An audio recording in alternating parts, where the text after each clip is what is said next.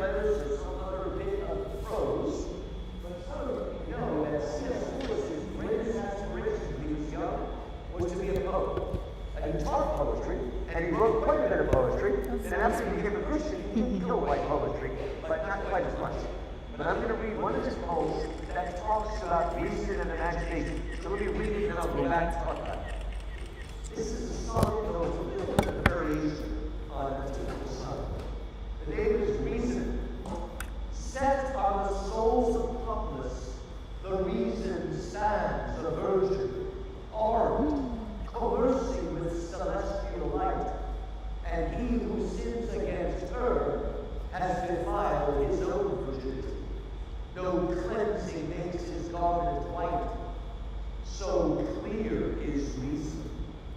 But how dark imagining, warm, dark, obscure and infinite, daughter of night. Dark is her brow, the beauty of her eyes, whose sleep is loaded, and her pains are long, and her delight. Tempt not Athena, move not in her fertile pains Demeter, nor rebel against her mother light. Oh, who will reconcile in me, both maid and mother, who make in me a concord of the depth and the height, who make imagination's dim exploring touch ever report the same as intellectual sight?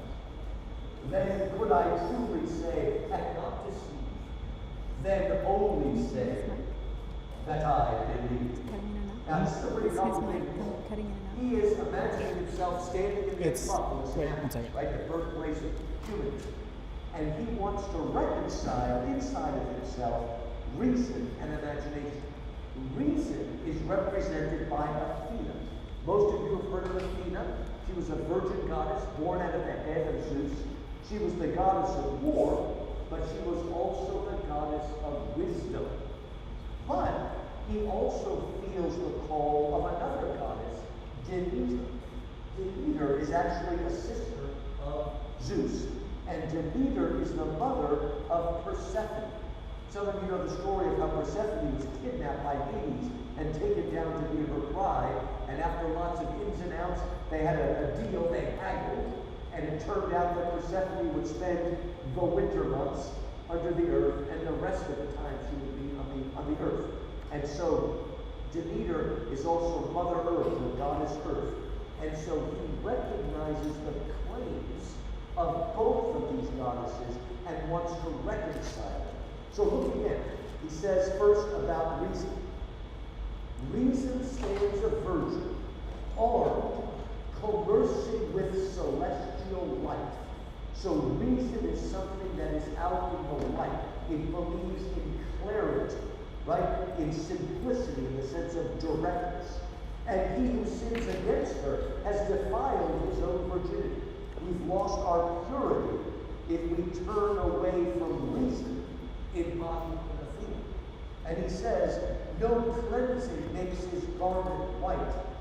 So clear is reason. So if we want to stay pure and clean and white, we want to listen to the calling of reason. But then he shows the other side. But how dark imagination, warm, dark, obscure, and infinite, daughter of night. Dark is her brow, the beauty of her eyes with sleep is loaded, and her pains are long, and her delight. So, whereas reason rises above, it's like the sun.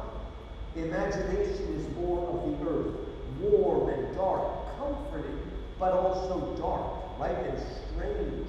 And it brings delight, but it also brings pain. Reason is more stoic. It remains in the middle. But imagination goes both ways. Then he brings it together. Tempt not Athena, move not in her fertile pains Demeter, nor rebel against her mother light. Okay, you have to pay attention to both of these ladies. As some of you men will someday have to balance the claims of your mom and your wife. And you're going to do a good job, or you're going to be in trouble. Right? Now, then he says, oh, who will reconcile with me both the maid and the mother. The maid is Athena, the Virgin Athena. The mother is Athena. Who will bring them together? He says, who maketh me a concord of the depth and the height? The height is the reason, the depth is the imagination. It's kind of like the soul of the body as well. Who make imaginations dim, exploring touch, groping in the dark? That's imagination. Ever report the same as intellectual sight. So we see Athena with our mind's eye rather than groping in the dirt of the imagination. How can those two come together? And his answer is very simple. Then could I truly say and not deceive, then wholly say that I believe. It is through faith that he reconciles the claims of reason and the claims of imagination. Now, we'll hear more about that a little bit later from the professor. But first, Brady is going to come up and get us started. So, Paul.